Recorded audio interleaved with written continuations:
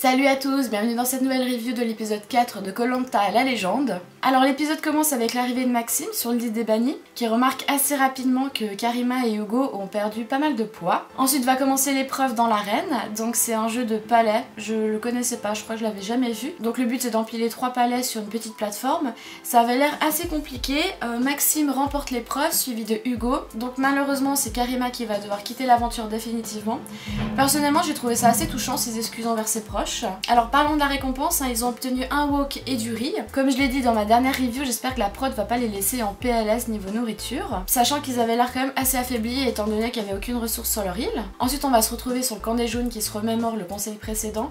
Christelle remet un petit peu en question l'alliance féminine suite à la remarque de Sam qui dit qu'il veut retrouver des femmes sur les épreuves. Étant donné que c'est le Koh Lanta des 20 ans, il a vraiment envie d'affronter des femmes qui sont devenues des légendes. Ensuite on a Kumba qui nous dit qu'elle est un peu déçue du vote de Clémence, donc qui a voté Phil. Étant donné qu'elle avait sauvé Maxime lors d'un conseil, elle avait pas envie de voter contre lui, et du coup Kumba elle trouve que Clémence elle suit pas exactement la stratégie qu'elles avaient prévue. Ensuite sur le camp des rouges on va avoir un petit aperçu de la chasse aux poulpes. Loïc et Namadia nous disent ne pas avoir beaucoup mangé depuis le début de l'aventure, je trouve ça assez étonnant, j'ai l'impression que c'est même une première dans Koh Lanta. Et j'ai trouvé ça assez chou que Jade s'inquiète en mode maman. Ensuite va débuter l'épreuve de confort, donc c'est la fameuse épreuve du paresseux, et cette fois-ci la récompense sera évolutive.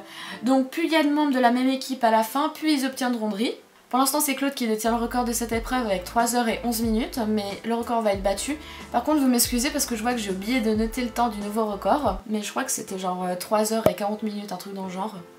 Je pense pas qu'ils ont passé les 4 heures. Alors grosse performance de Alexandra, Théora, Sam et Claude. Claude d'ailleurs qui va gagner, il a vraiment survolé cette épreuve, hein, c'était magistral du grand Claude. Surtout qu'à la fin il devait plus tenir qu'avec un bras et une jambe. C'est des monstres. Donc c'est les jaunes qui remportent la victoire, donc avec plus d'1 kilo de riz, mais les rouges vont aussi obtenir du riz étant donné que le record de temps a été battu.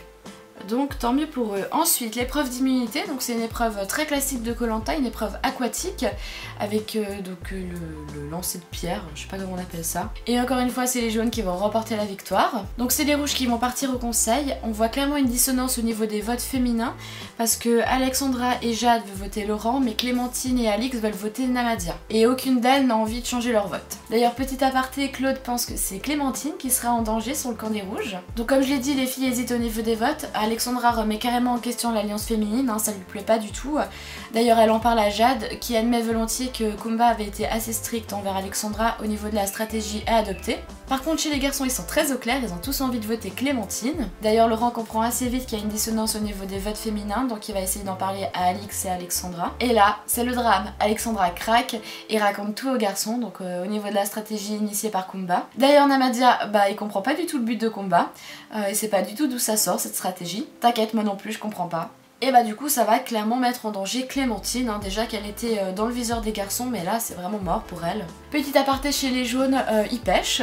Le kit pêche il est vraiment rentabilisé avec plus de 17 poissons à attraper. C'est abusé, leur eau grouille de poissons, donc ils vont bien manger. Et du coup arrive le moment du conseil, et sans grande surprise, malheureusement ce sera Clémentine qui va quitter l'aventure. Donc il y a eu 4 votes contre Clémentine, 2 votes contre Laurent et 2 votes contre Jade. Qui a voté contre Jade? C'est Alix.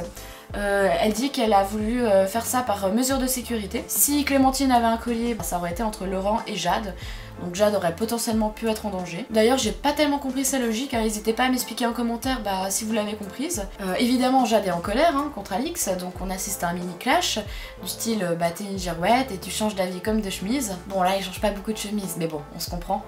Donc pour moi c'est clair, hein, chez les rouges l'alliance féminine est capoute. Du coup c'est Clémentine qui quitte l'aventure, on la voit pas arriver devant le panneau, à vous de choisir, mais bon on comprend qu'elle reste, hein, de toute manière. Qui va choisir de partir, je vous le demande. Et voilà, l'épisode est terminé. Personnellement, je l'ai beaucoup apprécié. J'ai beaucoup aimé les épreuves, en particulier celle du paresseux. Les moments stratégiques étaient aussi assez sympas, en particulier chez les rouges. J'ai beaucoup aimé Alexandra qui pète un câble et qui balance tout. La réaction des garçons aussi était assez drôle. Je me doutais bien que l'alliance des femmes n'allait pas tenir très longtemps. En tout cas chez les rouges c'est dead. On va voir si l'alliance tient encore chez les jaunes avec Kumba, affaire à suivre du coup. Personnellement je ne pense pas, mais bon on va juste voir combien de temps ça dure. En tout cas j'espère que mon débrief vous aura plu, si c'est le cas n'hésitez pas à le liker et à vous abonner à ma chaîne. Et nous on se retrouve très vite pour une prochaine vidéo. Ciao!